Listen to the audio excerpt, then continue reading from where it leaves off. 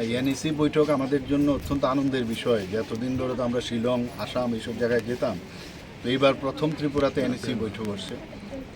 আমাকে নিয়ে 7জন আরও মুখ্যমন্ত্রী, 6জন মুখ্যমন্ত্রী আরও আসবে এবং রাজ্যপালরাও আসবেন এবং মাননীয় হোম মিনিস্টার সাহেবও আছেন, ডোনার মিনিস্টার আসবেন। মানে এখানে আসার পর নর্থ ইস্টার্ন কাউন্সিলের কাজই হচ্ছে, ইভেন নেসাকেরও কাজ হচ্ছে এখানে স্পেসকে নিয়ে।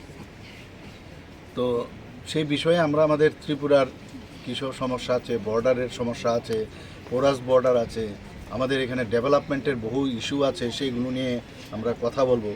এবং আমরা কি কি কাজ করলাম এখন পর্যন্ত, ত্রিপুরাতে ইনোভেটিভ কি কি কাজ হয়েছে সেইগুলো বিষয়ে এখানে চর্চা হবে। বিভিন্ন নর্থ ইস্টের যে অন্যান্য রাজ্য তারাও এই বিষয়ে আলোচনা রাখবে।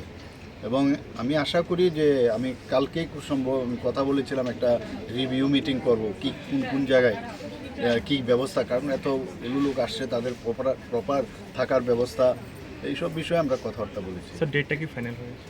ডেটটা তো খুব সময় 31 আর 1 দুদিনের প্রোগ্রাম। ধন্যবাদ স্যার।